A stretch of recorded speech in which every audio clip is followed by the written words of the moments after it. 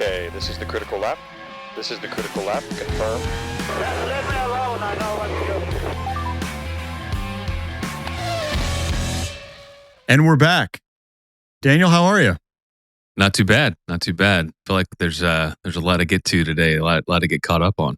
How you doing? There's a ton. I'm doing well. I'm ready to talk some Formula One. I am Ruben, one of your hosts here on the Critical Lap. A newcomer to this, relative newcomer to Formula One, but dove right into it once I got hooked by the Drive to Survive series. But I am a relative newcomer. Your bandwagoneer. And I'm Daniel. Happy to be here, everyone. I've been watching the sport a little bit longer than Ruben. I wouldn't call myself an expert unless you want it to be dangerous. Ruben, a bandwagoneer. Is a bandwagoneer the driver of the wagon? Or did you hop on the back as it was, did you chase it in the cloud of dust? Yeah. Yep. Okay. I'm going to make all this up right here on the spot, but it's a bandwagon and you just jump in with the band and no one knows you're there. And you're just, it's a wagon. Whole time. It's a wagon carrying a band. Yeah, you found a trumpet, and you're just like, yep, huge music lover. We're mixing our metaphors here, but I just jumped right into that band, and you can't tell that I haven't been here the whole time. You can't tell. Perfect. I can't tell. You can. Mean, the That's audience, right. True fans probably can. Yeah. But cool. But who can tell the true fans now? One of the big things we got to talk about today is F1’75, which is the topic on everyone's lips. Yep. And that I think F1’75, if anything, it makes me want to ask you, Daniel. A couple weeks ago, we talked, and I asked you, does it bother you sometimes that there's so many new fans coming in? And I want to ask you the same question after we recap F1’75, because it felt like something that was designed for fans that haven't been here that long. To be honest. No, you're absolutely right. And in fact, you'll hear some of my complaints about the different presentations have to do with that. So, we'll get to that question later. But tons to unpack with F1’75 for sure. And I agree, it's dominated my thoughts this week, and it's kind of taken my focus off of like, what is the racing going to be? Because like, are there messages in between the lines? Are there these different things that they're trying to tell us? I don't know. Anyway, I really enjoyed watching it. I'm not sure that it's. Well, I enjoyed watching it just for the spectacle that it was and for the first time experience. For new time fans or any time fans, really, this is the first time they've done a full launch of all 10 teams. We talked about this a little bit in our last episode. It is the kickoff for the 2025 season, and it is the 75th anniversary of Formula One. So the entire event was brand new, every part of it. And I have to say right off the bat, it felt like this was their first event. It felt like they were piecing it together. They weren't entirely sure how the flow of something like this should go. It was a little hit or miss with the presenters and with the timing of everything. I don't know. What was your immediate reaction? Just like as a whole, how would you describe, like if somebody said, what was it? Like, I don't watch racing. What was the event? How would you describe that event? I would sum it down. I would summarize it down to growing pains. And a 75-year-old organization shouldn't have growing pains. But to me, this first time combining all the launches into one event, all 10 teams, which, these 10 teams are competitors. Some of them are rivals. Some of them hate each other, right? Like getting everyone in the same room at the same time and then putting a microphone in their face obviously could lead to some things. They nailed it with Jack Whitehall without Jack Whitehall, bringing a little bit of humor and kind of knocking down the edge. I don't know. I feel like it would have just been like a little bit, cringy to watch. People, a lot of the presenters, a lot of the people he was interviewing didn't know what to do with him, but I thought he did great. It was kind of like it's the Oscars, right? And the presenter has somehow gotten licensed to say whatever he wants to say, and he's not going to get anyone to like look over his shoulder and review his script. So I like that aspect of it. It was fun to watch. Or the Golden Globes with Ricky Gervais. Well, because I think we're all hoping Ricky Gervais up there next year. Yeah, I mean that's taking it one. I think even Formula One is not ready for the level of roasting that Ricky Gervais would bring in his intro monologue. But although Jack Whitehall did a good job. Although, quick reaction for you here: more ego in the room at the Oscars, or more ego in the room at the F1’75? Well, so that's what I was going to say was, so it felt like their first event, right? There's a couple ways I think you could describe this thing. one, F175 was a 75-year-old organization attempting to pretending to be a 25-year-old organization in the sense that they were trying to do a really cool, flashy event, but had a very hard time hiding the fact that they are at heart mechanics, engineers, and drivers who've spent their entire lives in a helmet, right? And now they're being asked to walk out on stage and wear suits and act like they're actors. And they were struggling there. It felt like, I would almost say it felt like an award ceremony. Like you said, the Oscars, that's what came to mind. Was this felt like the Golden Globes or the Oscars, except that they don't really know how to be on camera and act normal and smile and wear tuxedos. And it just felt awkward at times. But well, I liked it. I thought it was a nice mashup. And I think, you know, if you've got all these things happening throughout the season, if you've got all these personalities in this melting pot, you know, all year, and then all of a sudden everyone shows up and they're polished and rehearsed and all those things, and like, maybe it's not as, you know, true or as real. So I think it was also real. Right. And it was true. You know, all the teams kind of, I think their performance in the delivery of their new car or their presentation of the new car is very on brand for each one of them.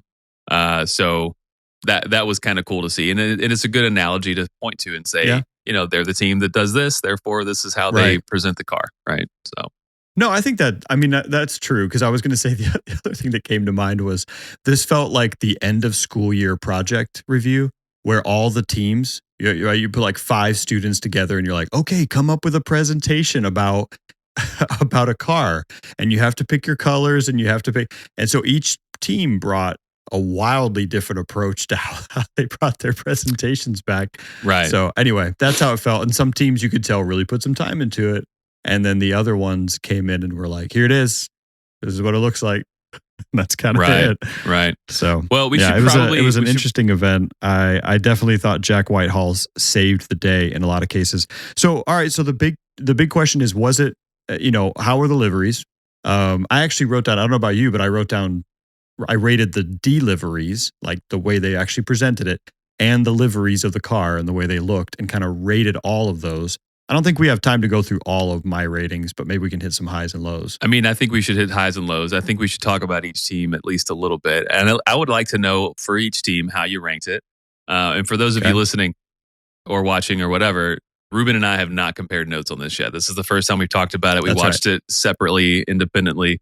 So this whole podcast is because we didn't have enough time to just get together and talk about Formula One, and this is where we do it. Yeah, and you all get to listen. This podcast came after a calendar event that we tried to force to make sure that we stayed up on it, and we kept in touch. So maybe it brings some joy or some value to maybe it brings some joy or some value to your life. If not, we don't care. We're going to keep publishing because this is for us. This isn't for you. This is for us. We're just talking, and for those of you listening, I hope it's fun for you. All right, well, Daniel, let's do this. And before we get into the weeds, let's cut right to the chase. Do we start right off the bat with the worst livery? Okay. I think we like right off the bat. Do you have your worst livery in mind? Let me run through my rankings and make sure I know which one. Okay. I've scored the lowest. Okay. Okay. All right. Okay. Worst livery. Yeah. You've got ready. your worst livery and your best livery, and you got both of those ready. We're going to start with the worst, and we're going to say them we're going to do a three countdown. Ready? 3, 2, 1. Alpine. Ferrari. Okay. Wait. Okay. Best or worst? Are we doing best or worst first? We're doing worst, right? Oh, okay. All right. Worst. Yeah. Worst. Oh, did we switch it up?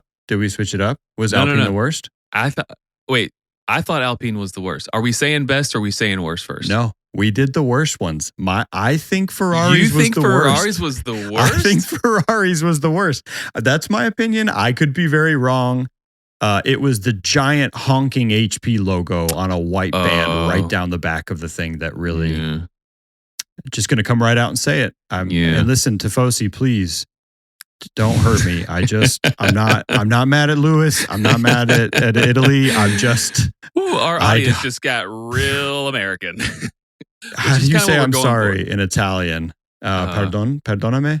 Okay. So you thought the Alpine was the worst? Yes, but there's a silver lining on the Alpine that I'll talk about if you want to get into it. But I hear you. HP.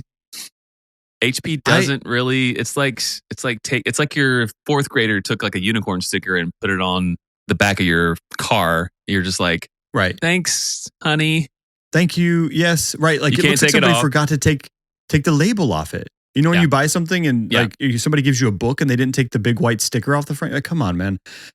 It feels like they need to take the sticker off. And I know HP, that's their brand logo, and I'm assuming they paid Ferrari some serious money. But is anybody excited about that big white and blue logo down the Ferrari? I'm definitely not. Although here's what I'll say about Ferrari and why I forgave the HP logo piece, because it's an interesting pop. Okay, if you remember the delivery during this event, they showed you all these iterations of the cars over the years, and then they showed you like this like die cast, punch it out of the little web, molding thing where all the pieces are just like flat in 2D. And then they gave you the car, this year's car, and it was all red. Right. I was like, ooh, that kind of looks cool. And then they put some digital, like the wind blows over it, it's in the wind tunnel, whatever, and like the liveried car appears, right? Right. I thought that was super cool. I saw the red and I was like, all red car would be amazing. Is that what they're going for? But the HP, like the Shell logo of years past, like other different pieces of those classic Ferrari liveries, it kind of gives that pop. It kind of gives you the like, hey, don't forget, the sport's all about the money. And take your tag off. Yeah, well, it'd be great if they could take it off, but I'll say like, hey, that is true and that is real. It's got some pop. And the reason I like Ferrari as a livery, what they have now, is because of the white. They have a lot more white in there.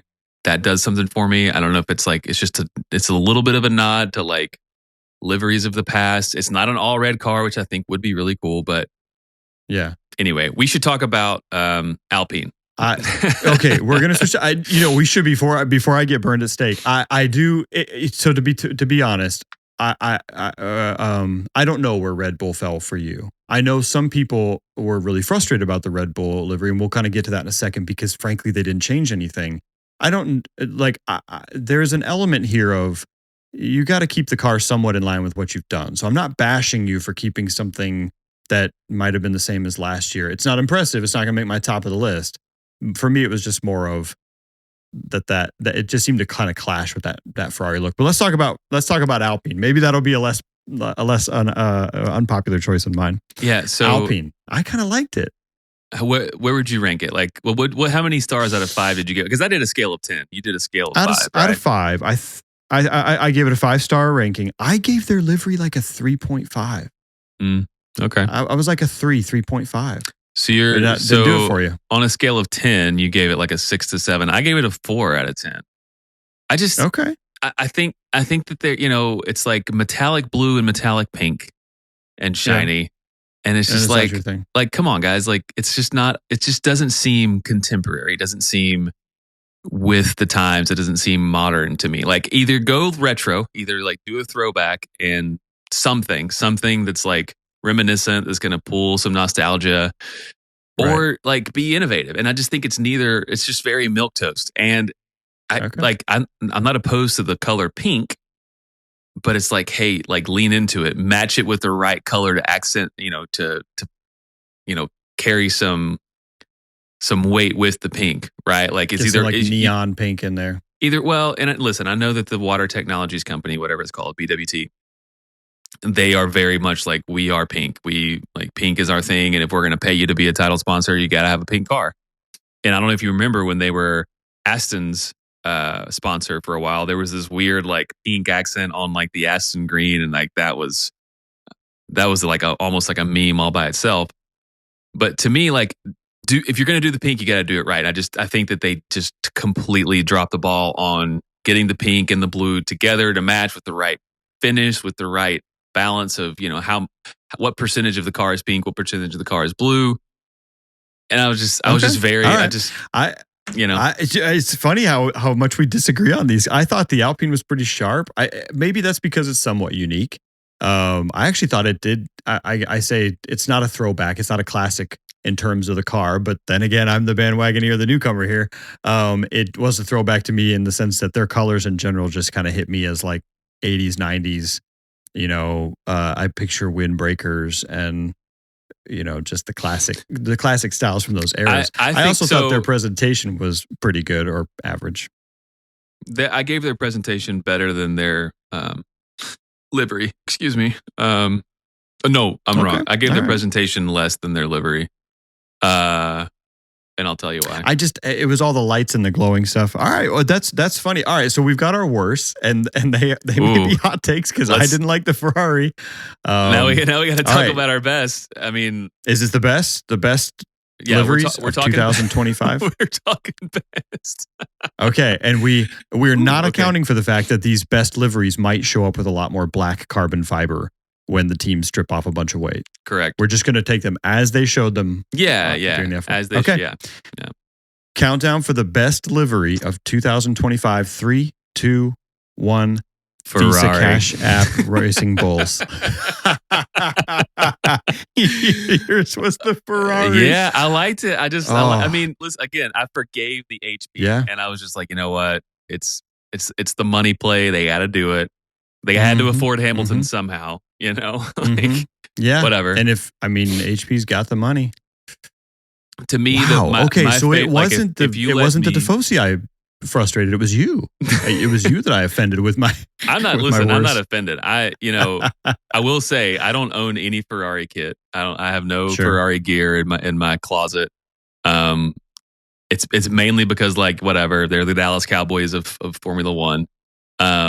They don't need me to buy their t-shirt. They got plenty of other people buying it. But this year I'm like, if there's like a Carlos Sainz Ferrari t-shirt in the discount bin, I might pick it up just because the F1 75 presentation that Ferrari brought made me more of a Ferrari fan. Plain and simple. Okay. I will say, for what it's worth, because now I feel like it's you and the world against me. The Ferrari, I did think their delivery was really good. With the whole evolution. Now, I did think the evolution of the car thing, where they sort of were presenting each one, that went a little long for me. I'm not going to lie, but I did love a lot of the history of Ferrari and so forth. Presentation of that. Interesting. Okay, but so where did you fall out on the Visa Cash App Racing Bulls? I liked it a lot. Do you remember when Red Bull had either like a preseason testing paint job that was all white? It was like, vaguely. It was still like all the right sponsors were in their spots. It's just instead of being like a dark blue car with like the orange and the red accents, it was white with the orange and the red. And I love that. I mean, I was like, you guys, I don't know if they might have raced a race in it. I don't know. Right. But I was just like, hey, I know what you're doing there. Visa Cash App Racing Bulls.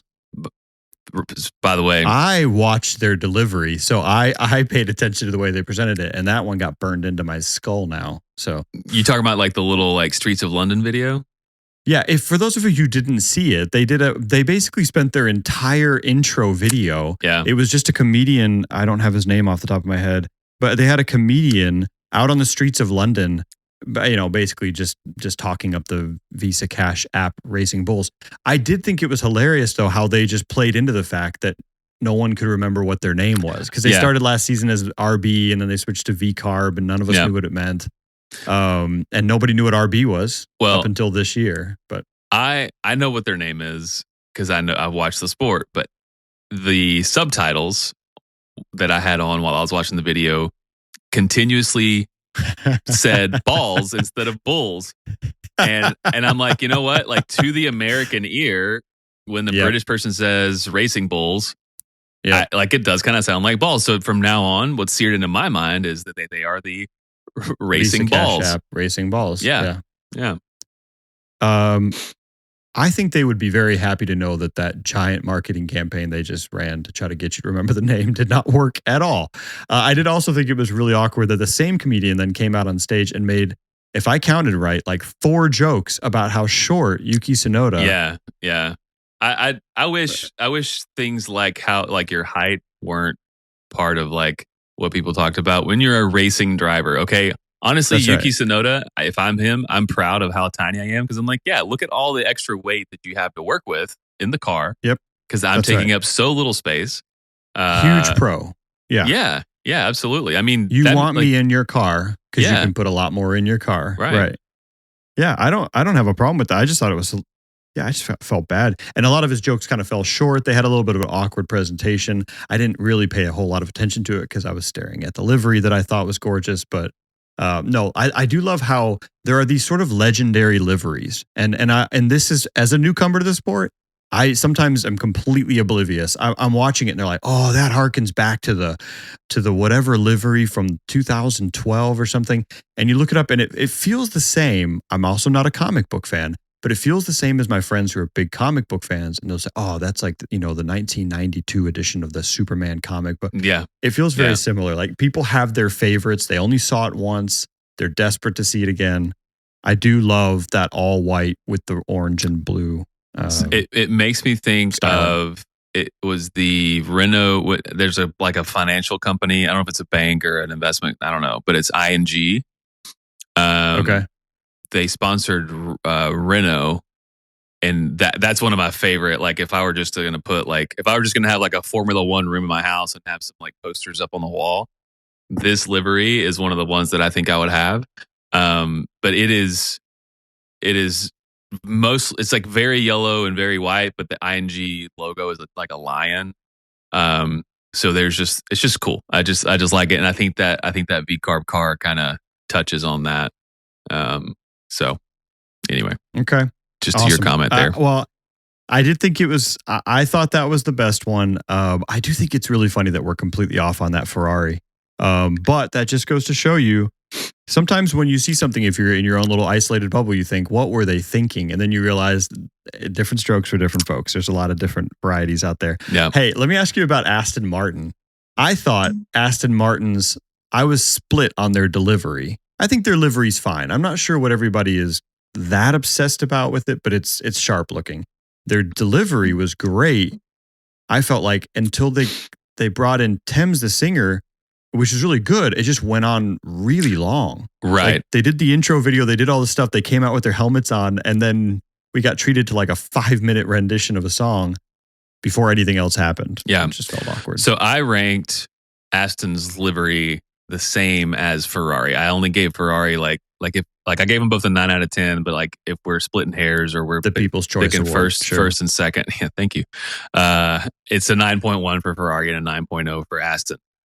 I feel the same way about their delivery. It was like somebody was like, hey guys, great so far. We've only used 20% of the budget. What else you got? And like, what if we had 60 violinists just come out and then the car comes, like, what if the violinists are doing dun, dun, dun, dun, dun, and then the car, and it's like, no. It's like, well, I've already made a phone call. They're coming. It's like, okay, well, maybe we need like a really good voice, like a diva type female singer. And they're like, Adele. And it's like, oh, we don't have the budget for Adele. And they're like, okay, who can we get?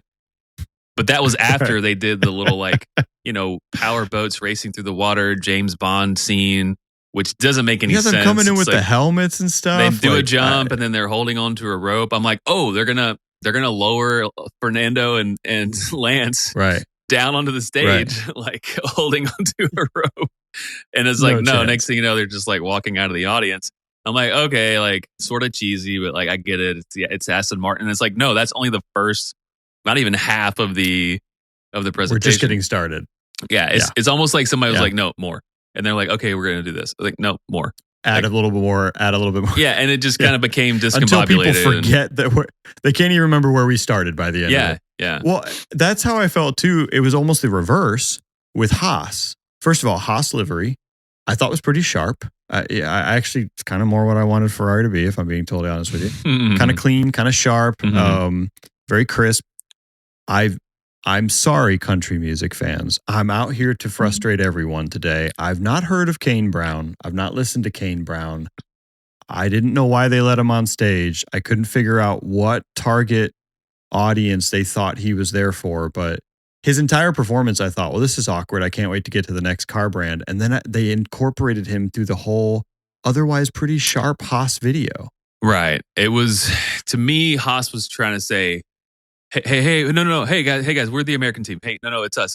Don't think about Cadillac coming in a couple years. Like, no. Nope. We're the American teams. No, we're the American team. So OG Americans. yeah, so it was like, hey, I hope you guys like NASCAR because that's what this is going to feel like for the next 8 or 10 minutes. Yeah, I've never heard of Kane Brown. I had heard the. Are you trying to remember the lyric you were singing? Because yeah, you said it like 60 times. I'm not sure how I don't remember it. I don't know, something about burn it down or burn the tires or something. Or yeah, I've heard that song just because I've left my house, more than once in the last year or so. Like it's a pretty Not popular me. song. Put some miles on it is what I remember from the lyrics. Yeah, I was just like, hey guys, put some miles on it. Like know where you are. Like yes, you're the American team, but like don't shove it down people's throats. Nothing against Kane Brown. I mean, he's obviously a popular artist. I do think though that it is in line. Like I think that almost every team was like, we have to speak to the youngest audience. We have to like think of like the future of F1. There was a whole little segment in the whole thing of the future of F1. They highlighted the Formula 2 drivers. They highlighted Formula Academy drivers. There's, I would say that the V-Carb presentation, the Red Bull presentation, I forget which other ones I would throw in the category. They were going very Gen Z. Like it was all just kind of like social media based. Well, I was going to say they also, each one seemed mostly to find an intro that it was actually pretty fitting to their personalities. V-Carb spent their entire intro explaining what their name meant. Yeah, V-Carb spent their entire time laughing at themselves, which is great. That's really right. And saying everything except we don't really have a whole lot of history. We're just the second up team to Red Bull. Yeah. Because I don't even know what we call them. Red Bull's second team, Red Bull's practice squad, the Red Bull hopefuls. I don't know. V-Carb is the secondary Red Bull team. Junior Varsity. Red Bull's entire presentation was, and we're cool in all kinds of other driving things, and they just had drifters and not like drifters, like people who drift cars and other racers. So two things I'll say, and I know we're jumping team to team here. Two things I'll say here. Red Bull kind of said, "Hey, we have deep roots in car culture," and they brought in like. And it's true. Like Red Bull is kind of like the financial driving force behind everyone getting exposure to these extreme sports, whether it's like, cliff diving or like BMX or extreme mountain biking or whatever.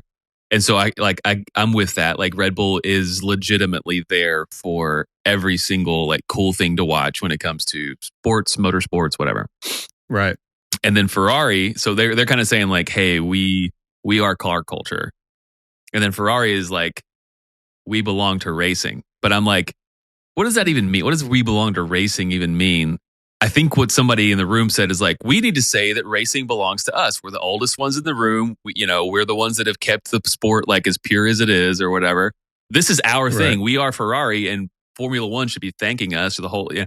So it's like, no. We can't say that. We can't go out and say that this belongs to us. We own it. We own it. So we're just going to say the opposite and we're going to let you figure it out. Like we belong to racing. No one else belongs to racing. We belong to racing. If you didn't say that yet, we're the first ones here and we run it. Yeah. So I would say that was like the two juxtapositions or the two competitions or the two competitors at that level. Yeah, I guess so. I mean, in general, I found Red Bull's entire presentation fairly awkward. Not that I get that they have other competitive sports, but it just felt like they could just emphasize that they won the championship last year and they were the brand of champions or something like that, right? And just highlight extreme. But sorry, go ahead. I don't know if you had some comment on that. I was going to say, in the same way that Aston's story didn't really, flow through the whole presentation, Red Bull's story, like I was just kind of waiting on something to happen, and like the point wasn't really made, and it was just this long drawn out, like, okay, and now they're following a semi truck, and then what, When they get that truck is gonna, no, I thought the same thing. It went on and on. It felt like a really long YouTube commercial, like the one that you're waiting for the skip button to finish loading. Yeah, if you don't have YouTube Premium.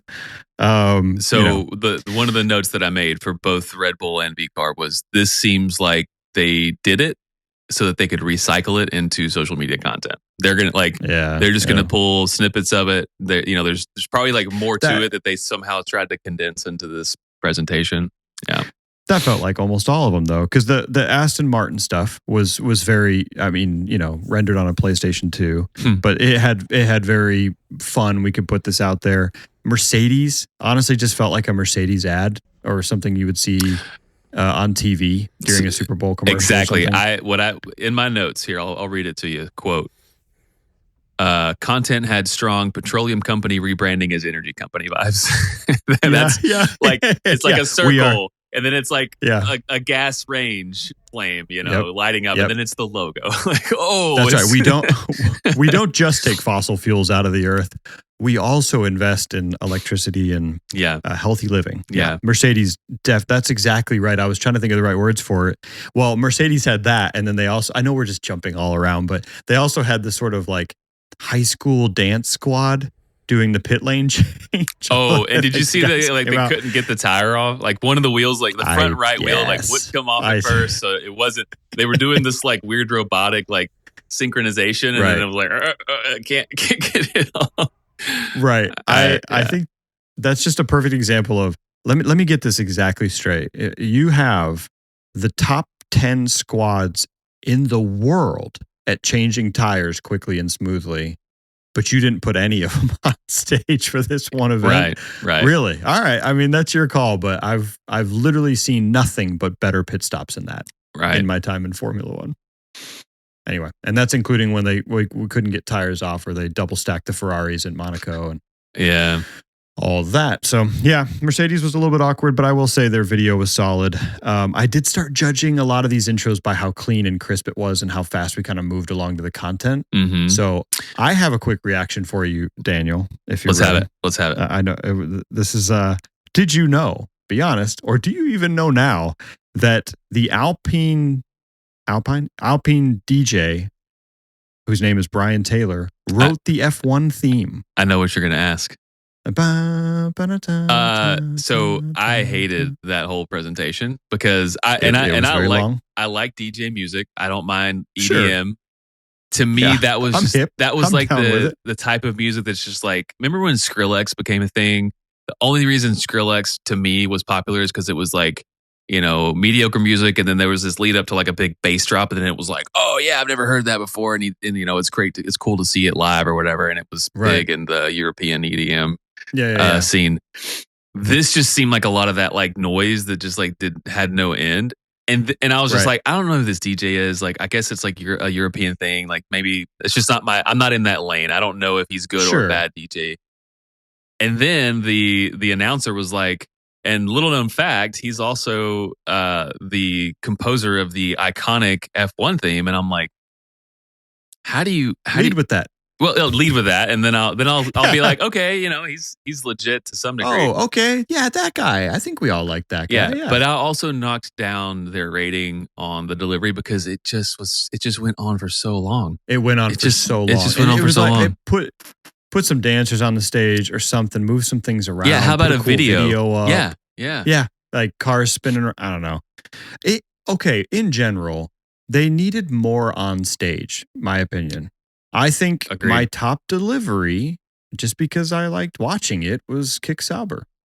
They brought out the drum line, and it was neon and green, and there were people on stage actually doing something, which there weren't many like that. Between that and the violins playing with Thames, was there much? Because I don't know what to do when a grown man DJs in front of me, right? Like they're kind of standing there, kind of poking at the little knobs, and they get really excited, and then they like touch a knob, and the music goes off, and you're like, yeah, but we all just saw you touch that knob, and I'm sure it took a lot of work to get there, but DJing is not easy. Okay, I mean, if it was easy, everybody would be doing it. Which I think everybody DJs to some degree, I guess. I know it's harder than it looks. It's hard. It's harder than it looks. And you came correct with the white tennis shoes and the haircut and the whole thing. Like you're playing the part. And hey, I thought Hans Zimmer, to be like, quick reaction for you, answer you weren't asking for. If you like before, not this, because I looked it up at some point, but at one point I was like, I'm pretty sure Hans Zimmer did all the music for Formula One because it's Hans Zimmer-esque. Sure. Yeah. So, But no, but it was Brian Taylor. Yeah. Brian Tyler. Sorry, Brian. Sure.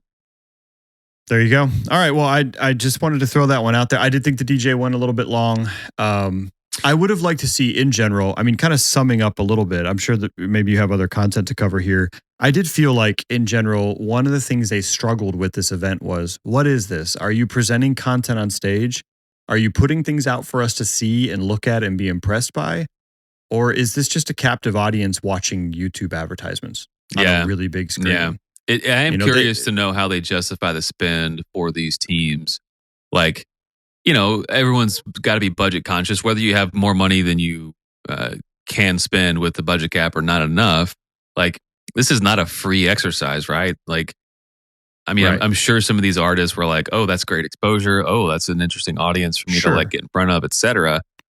But still, like the production still costs something. So like, I don't know. I mean, well, I'll go back to this. Ferrari definitely got one more t-shirt fan out of it. So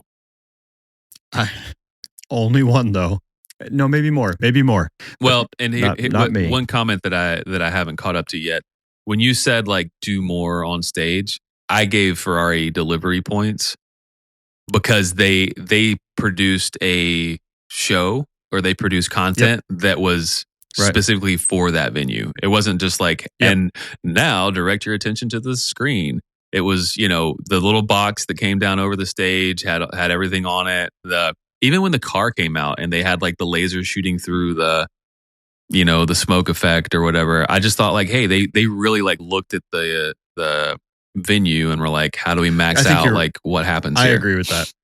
No, I agree with that. Because I did note the variations of cars. They at least brought some element of things to see for the audience. Because if you put yourself in the place of the audience, I was at home and had the ability to skip through stuff or longer parts of it that I didn't want to watch or go back and see better parts. The audience was just sitting in seats watching the same thing we were watching. Yeah. But on a screen, on a Jumbotron, right? Yeah. Yeah. So I did like that they actually brought cars out. I thought that was strong. But I think they struggled in general with this event, bringing anything for the crowd to see.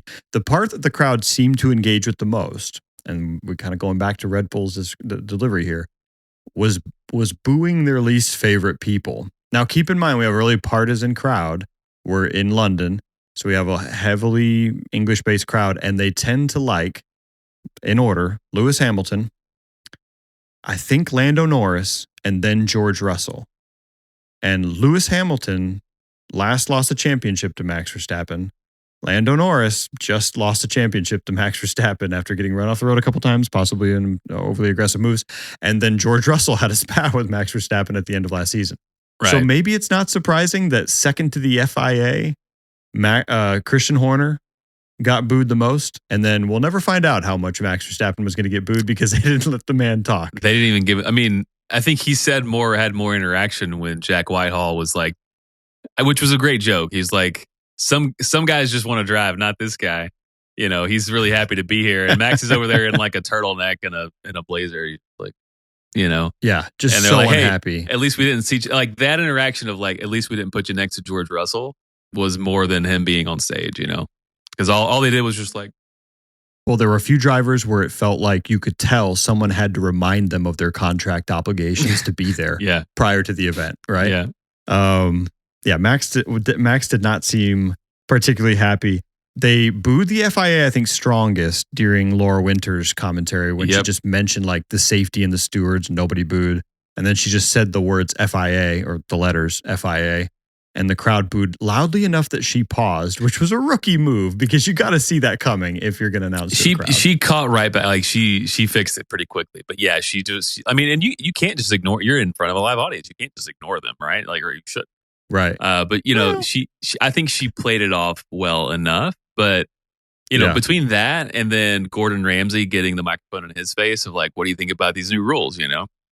I think that there was some production, intention. There was some intention in that production, kind of oriented at like, we're going to give the FIA a little bit of feedback here. Yeah, no, for sure. And it reminded me, well, first of all, English football fans or any football fans, and when I football, I mean soccer. So versus American football fans. They tend to say what they want and boo when they want, whenever they want, whenever things are happening. The other one that comes to mind for American fans is watching the NFL draft. And every single time Roger Goodell comes out on stage, the NFL commissioner, they boo every time. Like they'll say, here comes Roger Goodell with the 91st pick or whatever. And the whole crowd will boo it. He'll just wait like 5 seconds for them to stop. I don't know. I kind of get the feeling that the FIA is not yet comfortable enough with the criticism that they're increasingly getting. Maybe they're just not used to getting that type of public criticism, but they better get used to it fast, because if you're going to be this popular out in the public space, you're going to get booed a lot. Yeah. They are taking up more of the horizon in this perspective. More eyes are on them. They are growing. Right. FIA is forcing them into that, right? Sorry, Formula One is forcing the FIA into that, because Formula One is going from kind of a niche sport to a everyman. They want a broad audience. I will say, right. And I don't know if this is a response to what you're saying about, or any kind of awareness of popularity and trying to fix that. They have come out recently saying that maybe 2030, like not 2026 regulations, but the following set of regulations, maybe we could be seeing a return to V10s, with the caveat that it would be on sustainable fuel. So, it's very much like let's give the fans what they want. Let's appease them, which I'm all in favor of. I don't think that the V10s should have ever gone away. Like, that's one of the greatest things about the sport ever, is that sound, that V10 sound. Right. But it could be like we're kind of losing favor here. Our popularity is not that it should ever matter, but it's kind of low now. Well, that's what I was gonna say. Was that I think it's tough, and I might be wrong here, but nobody likes the sport regulating body. Right. That's not a thing people like. You don't like the FIA. You don't like the NFL. You don't like the MLB. You don't like these organizations. You like teams. Period. Yeah. The regulating bodies are the ones that put all the rules in place and penalize people, right? Like, you're glad they're there, but nobody's saying, like, I'll tell you my favorite. Nobody wears an FIA hat or shirt. They wear their teams, or they wear the sport themselves, right? Uh-huh. I don't know. So I think that's like that's a mistake on their part. Like, do we actually care what the FIA says? No. Regulate it properly, put the rules in place, and stay in the background, and kind of get comfortable with the fact that but you're not going to be popular. People are going to boo you when you come out. Yeah. From a fan's perspective, enable, don't disrupt, right? Only enable things to happen. Don't. I mean, yes, boundaries, obviously, but like with the tenor that like more is better, or whatever, Right. So, all right, here's another maybe just a challenge or question for you then. In light of that, did you see the news that FIA came out with a statement, I think not that long ago, maybe yesterday or today, very recently, they came out with a statement saying, basically condemning the booing that Christian Horner received and Max Verstappen. There was some booing when Max Verstappen walked out on stage. You couldn't really hear it very well, but the FIA condemned that and basically said, something along the lines of, hey, we get it, there's competition at stake here, but also we need to be respectful of our fans and not let that kind of, I think they used the phrase like tribalism come into play and cause, I don't know. What's your reaction to that? I think the FIA should not tell me what kind of fan I should be. I think the FIA stay out of my business. Should enable the sport and not, should enable the sport and stay out of my business. Yeah, should not try to handcuff anybody. I mean, what do you expect? You want to fill an arena full of people in London to come watch a sport. Like, you're not going to get like passersby to walk through the door and pay to be there. Like, you're getting Formula One fans. Like, they all have a team. They all have a driver that they pull for, or several. Right. And I mean, I like the fact that there was booing. I like the fact that it wasn't this, stiff lip, quiet. Everyone's there following the rules. I mean, granted, like, I want everyone to behave. I don't want anyone to get hurt, but like, it's a sport. What are you talking about? It's a sport. And if you just won 4 drivers' championships in a row, as Max Verstappen just did, and you still are arguably the best, you just eat those boos up. People boo you all day, and you just go, la, la, la, la, la, I'm the best. Yeah. What do Yeah, Max Keep Verstappen One of my favorite responses from anybody is, "How do you sleep at night?" With the fan on medium, and that's not a Max Verstappen quote, but I always like to think Max Verstappen sleeps with the fan on medium every night. He is not thinking about anybody that's booing him. He might not even sleep. For all we know, he doesn't sleep. For all we know, he just races all night on his sim, and then he shows up to work. He gets DJ Brian Taylor to mix him a booze track that's just white noise, just boo, and sleeps very peacefully to that. And he seems to, I mean, that seems to be his reaction to that. It's not like they don't boo other champions in other places, and it's not like when he goes driving, there aren't giant chunks of Dutch fans covered in orange with orange smoke pouring out. Yep. Right. There's fans everywhere. I agree with you. I think the FIA needs to stay out of it. It's also really, really difficult once you start weighing in on that stuff to be fair and objective. Yeah. Right. Oh, well, did you stop them from booing, whoever, Hamilton when they were in the Netherlands? You don't get involved. So, okay. Well, that wasn't exactly a quick reaction, but just a challenge. What else? Anything else on the F175 that you wanted to cover? I mean, we haven't said the first thing about McLaren. I think you've mentioned Lando Norris once. I thought they were fine.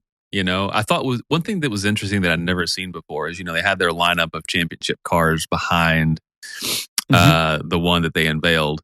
And the Mika Hakkinen car, kind of the silver with like red and black. Yeah. It used to be, the name on the side used to be West, which was a tobacco sponsor. They changed that same font to Mika or Mika. Oh, okay. Yeah. So they kind of followed with the, you can't have tobacco sponsors on the cars anymore. That was the first time I saw that. So little Easter egg there. I did like their esports touch. We talked about esports previously. Yeah. I think they've leaned into that a little bit. They definitely, they weren't super social media heavy like V-Carb and Red Bull. That they kind of leaned into that side of it to the younger crowd. Also thought it was interesting that.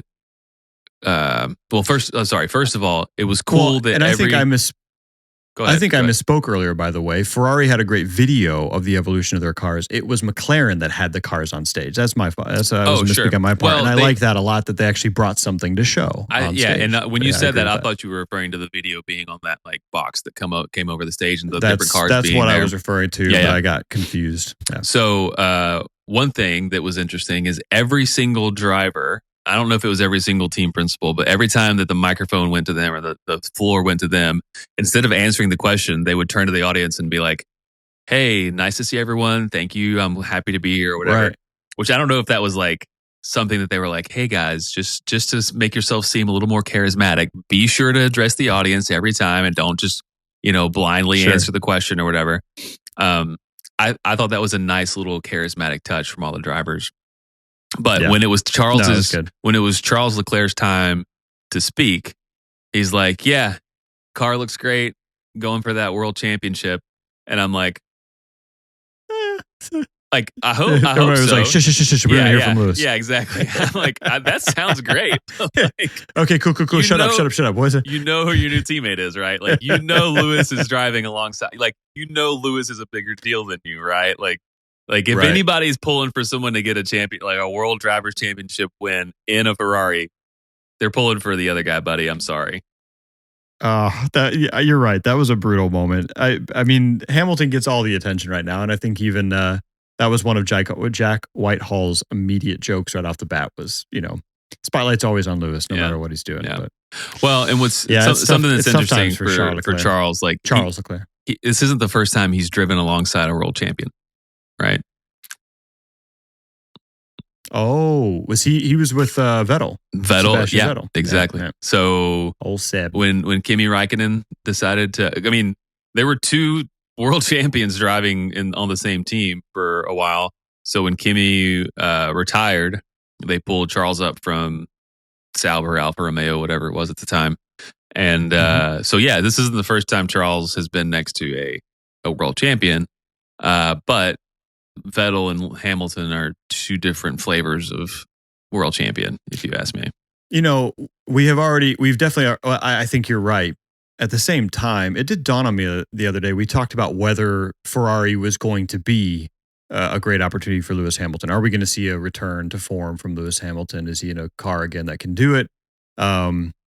Or the unspoken question is, or is he going to be the Fernando Alonso and the Sebastian Vettel, where you kind of go to retire there, right? And actually, we had a comment from a YouTuber that commented on, I think, one of the videos we posted about Max Verstappen. Is he going to change teams after 2025 and 2026?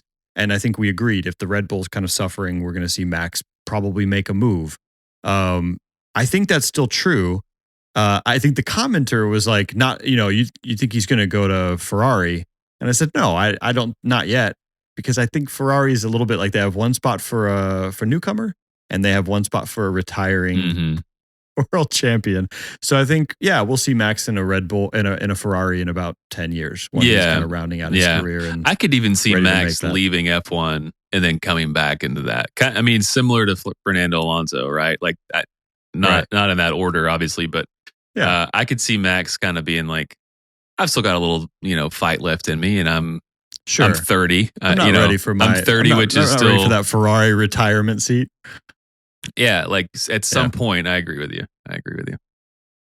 Well, you got Ferrari. They've got one spot for a young up and coming driver and one for a retiring championship driver, and then you've always got Aston Martin with one seat for a retiring championship driver and another driver. Yeah, another aspiring championship driver. Yes. Well, the Max, I did think it was funny. The same commentator was clarified and was very adamant that they did not want Max Verstappen to switch teams and come to Mercedes because they were a big Mercedes fan. And apparently that pain from 2021, when Max kind of took that championship on the last lap of the last race, is still so deep that I think in this commenter's mind, the only thing worse than Max Verstappen beating Mercedes is Max Verstappen joining Mercedes. Do you feel like that's like a common element? Like once that rivalry gets so deep, you don't want the driver on your team, or are most fans just want to see the best driver in the seats? I don't hold a grudge like I used to. I think when I was younger and a little bit more vigorous in my passion, I was, I was a little bit more about that grudge, and I get that. So I understand. I mean, I would say the same thing kind of goes for a Ferrari fan. Like if you remember the race where Sebastian Vettel goes and takes the little, flappy thing that the cars pull up to at the end of the race. It's like the 1, 2, 3. He like swapped his out for Lewis's because they had that little spat. I forget which circuit it was. Canada comes to mind for some reason. But, if you were a big Vettel fan, let's say this commenter was a Hamilton fan, therefore a Mercedes fan, or a Mercedes fan, therefore a Hamilton fan, whatever. And you think about, you are a Sebastian Vettel fan, a Ferrari fan.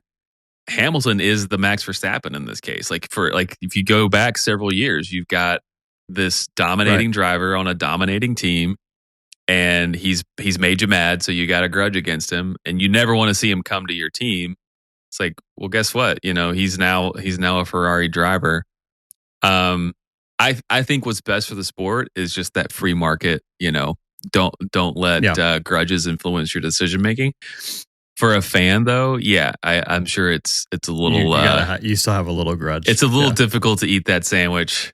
When it's like, I love Ferrari. I'm a Tifosi, or I'm like a diehard Ferrari fan, and I've hated Hamilton for the last 8 or 9 years. Right. Yeah. Yeah. I suspect everything changes when the offer's actually on the table and people start seeing championship drivers move toward their favorite team. But rivalries can happen between teams, between drivers. They can happen between drivers on the same team. Like go back to Nico Rosberg winning his one and only world championship before retiring suddenly. Rivalry. I think rivalries are great, and I think you can't deny that a rival is a good driver, a rival team is a good team. Right. And if you can't beat them, join them. Well, I think that's where we've already talked about the growing, quiet, and right now polite rivalry between Lando Norris and Oscar Piastri. Certainly. That right now they're getting along. They're good friends, but I think we all can kind of see that that's going to grow as it goes on. Mm-hmm. Yeah. And I mean, again, rivalries can be healthy. Rivalries can lead to crashes, anything in between. But Right. I think it's But- good. It's great for competition. It's great for It's spectating. great for competition. And to your point, the worst thing that could happen would be Max Verstappen and Lewis Hamilton ending up on the same team, where we all know they're not actually allowed to compete. They're not going to be crashing into each other. And we all really just want to see them crashing into each other and going full speed, right? Like sometimes you don't want those pairings on the same team where it might have a chance of dulling that rivalry. Yeah. But maybe not. Maybe it's more fun if you have them on the same team crashing into each other. All right. Well, that's F1 75. I think that's a wrap. I think it was interesting. I'm curious to see if they try to do anything similar to that next year. Yeah, it felt like they weren't entirely sure what lane to be in. But let's do some quick reactions to round out our episode. Daniel, I've given you a couple. I've still got more for you, but I'll let you go first here. You got quick reactions for me today? Yeah, quick reaction. There's rumors about Checo Perez, Sergio. Love the guy. Love him as a driver, as a person, everything. Yep, lost his Red Bull seat last year. Difficult job that he had. Hopefully Liam Lawson does something. But, still a good driver, still a good dude. He's rumored to be in contention for a seat with Cadillac in 2026. Yep. And in addition to that, since I saw that rumor publicized, I also saw Colton Herta, which is a well-known, fairly successful IndyCar driver. I need to research whether or not Colton Herta is American or Brazilian, or there's a lot of nationalities in IndyCar as well. But quick reaction for you. Are you asking me who I want in those seats? Sorta. Quick reaction Okay. for you, Ruben. Should Cadillac lean hard American, right? Should they go with American management, American headquarters, American power unit, No. American drivers? Okay, I like to hear that. I'm sorry. Hold on. You started adding things to that I would say yes. I just mean, so back to I Haas. think they should go heavy American, except potentially for the drivers. Oh, okay. I don't. Okay. I don't think it hurts to say we want to play, and we don't want to just come in and pick up a Mercedes power unit. Yeah. We don't want to just Yeah. come in and pick up a Ferrari power unit. We want to come in and bring our own engine. In general, I tend to be disappointed whenever it says McLaren Mercedes and it says Mercedes. Like, how many people are using that Mercedes engine? Yeah. It's not a big deal, but it's a slight disappointment to me that we don't have more varieties in those engines, more varieties in those manufacturers. I was disappointed to see when Alpine dropped the Renault engines. It was nice to have some variety. You've got Italian, you've got French influences, Mercedes. I would love to see an American car maker come in with heavy American influence. Yes, Of course. but not necessarily on the drivers. The thing I penalize IndyCar for is their homogeneity across chassis and power units. So any incremental loss against, or any incremental loss and movement away from variety, I don't like it. So I'm with you on the drivers. I think the best driver should sit in the seat no matter what. But I do like the idea of an American team being American. Like, I do like the idea of, hey, we're not just buying a team, therefore inheriting all of their baggage and their real estate and everything. We're starting from scratch. We're doing it this way. I don't know if they're going to be successful. I don't really care. I just want to see like a good attempt at, like, all right, you've got all these power unit constructors. Like, let's bring an American power unit into the grid. Let's bring an American, approach into the grid. Like, you hear German engineering, you hear Japanese engineering, you hear all these things. Like, America's not bad at designing and building and doing things. I mean, I'll point to the Apollo missions, right? the Saturn V rocket. I mean, right now we're good at innovating and leading different industries. So I get excited about somebody making a really good attempt. I agree with that. I don't want to just see a Cadillac sticker get stuck on the side of a Ferrari or a McLaren or something like that, and it be the Cadillac McLaren team. So I would love to see it be as American as possible. I think my only but to that is, but it should have international personnel. So you've got to keep the international personnel coming in the sense that otherwise Otherwise, you do start isolating yourself. You end up being kind of that isolated team where Sure. Yeah. if you lose, if you win or lose, you're on an island by yourself instead of challenging yourself to bring in all those other teams, and you run the risk of the rest of the world kind of saying, "Well, that's your team. Good luck with that."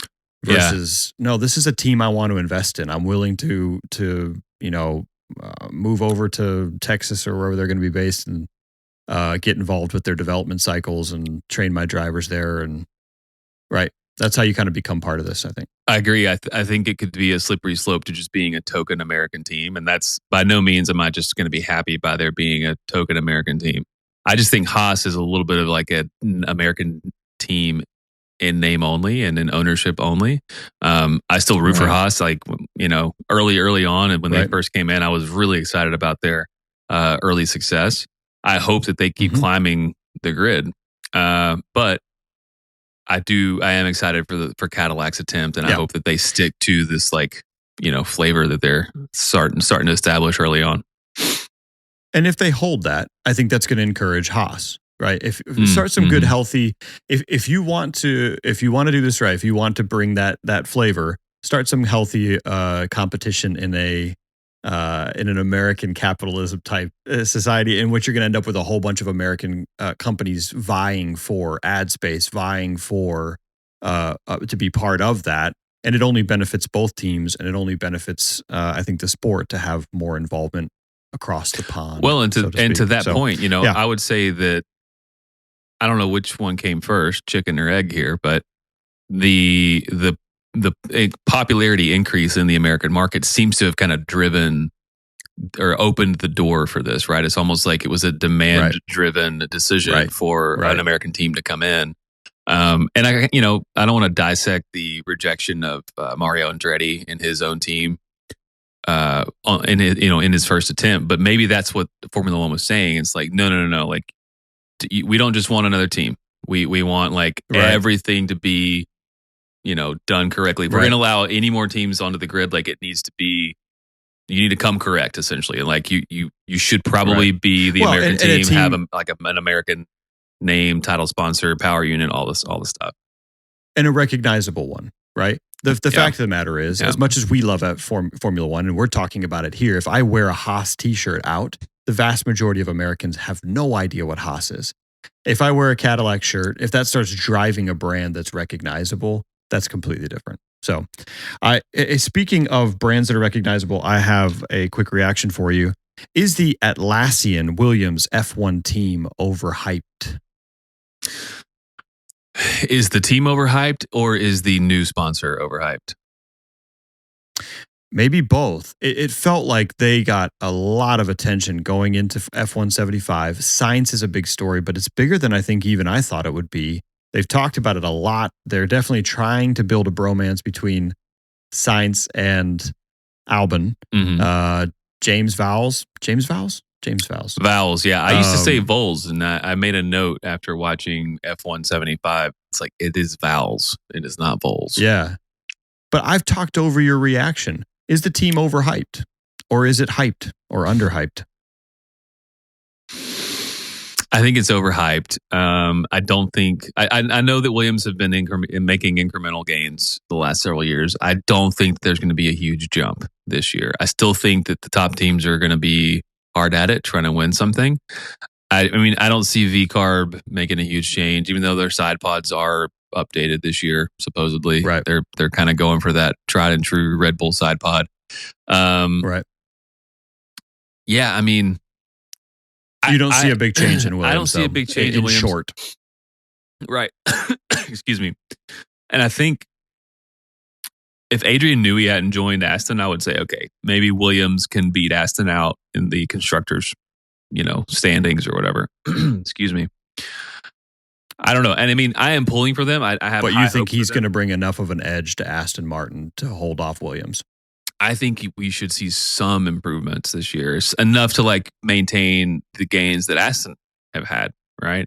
So yeah, I think overhyped, but I don't think by much. I mean, I'm hopeful. I would love Williams to be top four. I mean, that sounds really cool. Just like McLaren has kind of gone from DNF as like their shtick Right. to like, hey, constructors champions. Okay. Yeah. And you, I really, what I was asking was, do you think that Atlassian Jira integration is going to help them with their project management or product management? Are you familiar at all with Atlassian's products and Jira and so forth? I needed to research who Atlassian was. So maybe you can tell us, because I just haven't gotten around to that in my research. You got to know some software engineering or product management. Jira is one of their big ones, which is a kind of a ticket management system for product design and development. And so you submit tickets for everything. Reddit had a ball with this. So if you go out and check out some of the Reddit threads on that Atlassian one, I actually have a friend who is a software engineer, and she said, yeah, I had a bunch of friends texting me, asking me what to explain all these jokes to them, because it was, Carlos Sainz, he's going to complain about the car speed compared to Ferrari, and they're just going to tell him to submit a ticket. Well, first they're going to ask him if he's turned it off and turned it back on. And then they're going to ask him. Yeah, that's right. Turn it off, turn it back on, submit a ticket for it. And then there's all kinds of jokes about agile software development that's probably a little bit too nerdy even for this podcast, but funny stuff. If anything, maybe moving away from an Excel-based project or product management process, which maybe they'll have all the parts they need in Brazil this time around. So. Yeah. I mean, it's also high stakes for any sponsor that has that as their, like, if that is their core business and they attach themselves to a team that is failing because they're not doing it right. Like, I don't know. Yeah. It makes you wonder if they were pitching to Williams saying, hey, you guys cannot keep missing deadlines. You got to show up to preseason testing with all your parts. And then they're like, hey, you know what? What do you guys got to put on the car right there? What goes on the side? Yeah. How about an Atlassian? I will say that logo integration is spot on. Yeah. The Atlassian blue with the Williams logo integration. If you haven't seen that, look that up. It's sharp. Another logo that I'll point to, I know I hate it on Alpine a lot. The E&I, that like 4 or 5-legged like dragon tiger thing that they've got. That is one of my favorite all-time logos in motorsport. Back when, I mean, AGIP, I think it's like an Italian oil and fuel distributor. That's like that red and yellow and white. Like, to me, that's the classic Ferrari livery that just, that's the most nostalgic for me. That is one of the coolest things. And if you pay attention, it's not their title sponsor, but it's up kind of behind the air intake. It's E&I, which I guess is like it's a French parent company of these, fuel stations, whatever. But that is cool. I would love to see that AGIP, I don't know how to say it, like style come back. It's just, I don't like seeing it blue and white. I'd rather see it in yellow and red. Yeah. Well, E&I, not a sponsor, could be a sponsor. Contact us at the Critical Lab. Come on. Yep. All right. What do you got for me? Any more? Yeah. So we talked about the V10s and the FIA. I mean, you may not know much. You may not know much about the FIA, their comment, etc. But like, would you like to see V10s back in Formula One, or do you think that's regression? No, I'm very agnostic when it comes to the development of the engines. I think all of the sustainability stuff, this is a hot take, and I'm not trying to listen. If you disagree, please let me know in the comments otherwise. But a lot of the sustainability or things that they're working on right now in these alternative fuels, listen, it's in the airplanes that fly you there. It's not the cars that drive around the track. So all this work they're trying to do to change the engines and make them hybrid and so forth, let's be honest, that's all just marketing. Correct. If you want to reduce the carbon footprint, put all the races together in one spot and don't fly around the world. But as long as you're flying around the world and shipping your cars and airplanes on a rapid delivery, what you drive around the track for, it doesn't make much of a difference. So all that to say, I would love to see the V10s come back. I'm trying to see V10s or V12s or V8s or the hybrid cars, whichever ones go fast, or frankly, whatever gives good challenges for the teams and creates good competition. So from a fan standpoint, what I don't want to see them do is push so far forward with an attempt to posture, frankly, sustainability type position. Yeah. That just leads to uncompetitive cars or cars that, cause issues for manufacturers. Like the big hype right now is that we're potentially going to see this big benefit to Mercedes and others because they're going to have the resources to put together alternative fuels and engines that can run off of those. And some of the smaller teams are going to be struggling to try to catch up. Don't do that. Yeah. Create systems where it's a more playing an equal access to this technology, and then make up ground somewhere else. Yeah, I mean, so I guess that's if you want it to be a V10s. proving ground, I get that. I understand that, but it is Right. it does seem like way more lip service. I mean, if you're really worried about the carbon footprint, don't let anybody travel internationally to see a race, right? Like every single race I've ever been to, it is a huge melting pot, and for people from all over the world, whether it's here in the States or whether it's abroad. Right. People from the States and Europe are traveling to Asia. People from Asia and the States are traveling to Europe. It's all one big, global event. And you're not going to reduce that by engine no, of course changes. not. And I agree. Like you're right. Like the renewable fuel today, the biggest push is happening in the aviation space, I think. And that to me, that's where the most significant change can happen. So yeah, the reason I say is it good for the sport, or would it be good for the sport, or would it be regression? I think V10 engines are peak power unit performance, peak power unit sound. There's even a YouTube video that we might link here, kind of explaining why V10s sound the best. There is something about the resonance of a 5 beat or a multiple of 5 beat that hits a hertz that we just as humans like better. So yeah, to me, like you've peaked at V10. If you want to keep refining V10s, fine, but like don't go to something else. Because again, part of the sport is spectacle, and I think that sound that we get from the V10s would just be great to have back. Yeah. Fast cars go meow.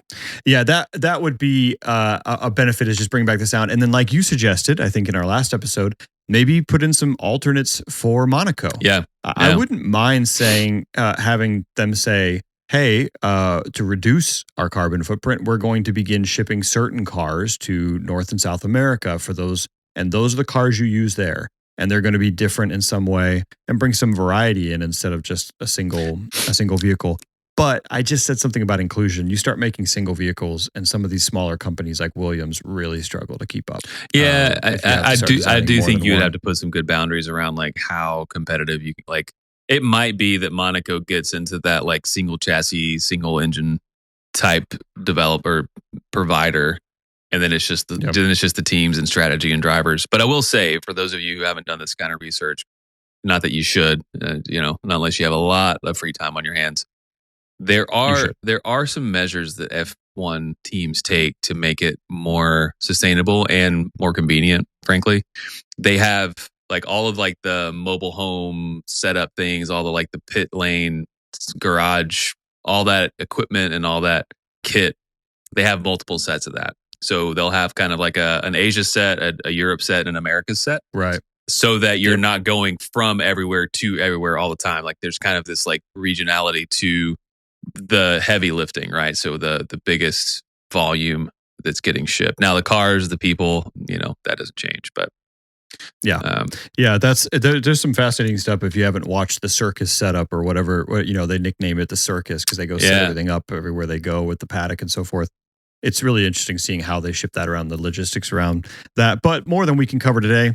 So Daniel, I'm going to hit you with one last quick reaction. Should Charles Leclerc, and I think it is Charles Leclerc, have performed at F1 75? Charles Leclerc is an accomplished pianist, and he did release like a single, I think last week. Should he have performed live on stage? I would have preferred to see Charles, the pianist, Charles on stage, as opposed to Brian Tyler, the DJist, the DJist. Okay. I just, that would have been like that would have been, bring it home a little bit more. Now, granted, I don't think Alpine would have got, was it Alpine that did the DJ? Yeah. I don't think Alpine would have gotten Charles to play for them, but it would have been cool for him to show a little bit of like, dynamicism in his talents. Because I do think that's a little known wasted. Fact. Yeah. His talent was wasted at a team that didn't need it. Like Kick Sauber would have been like, oh, we got to get him on stage and play. Yeah, for Ferrari sure. was like, we got some cool videos. Yeah. Time for your piano playing. Yeah. Well, Great reactions. I would have loved to see him. I forgot that he played piano and that he released music, and then I saw he dropped a single last week. It is on Spotify. Go check it out. Check it Charles out. Leclerc. Yeah. It's very soothing piano. Yeah, music. he's not earning enough from his driving career, so why not give him a play or two on Spotify or Apple Music? Yeah, that's right. Just another note to all the creators out there. Sometimes you create things because you love it, not because you need the money or the time, right? Charles Leclerc just playing that piano, not because he particularly needs the money or fame. Well, I think that's probably it. Daniel, any last parting notes? I think if I had anything else for you today, we've already gone so long as it is. But hey, F1’75. Our listeners are falling asleep. They are. Poor, I feel bad for anybody that's held on this long. If you're here still, thank you. But yeah, I woke him up with the meows every now and then. Right. Well, and we should count those. By the way, we should have like a scorecard here. Just because I like hearing them. I think you should keep them up. Yeah, but yeah, that's why I do them. F1’75, big thing. Thanks for sticking around if you have and hearing all of our lots of cover feedback on it. Go take a watch on YouTube. Yeah, if you haven't seen it, go watch on YouTube. But that is it for this episode. Thank you for joining us at the Critical Lap. Big thanks to our legendary pit wall engineer, Chris P. And we appreciate all his help and effort. And for those of you out there, enjoy preseason testing coming up soon. And we'll see you next time on the Critical Lap. See you next time.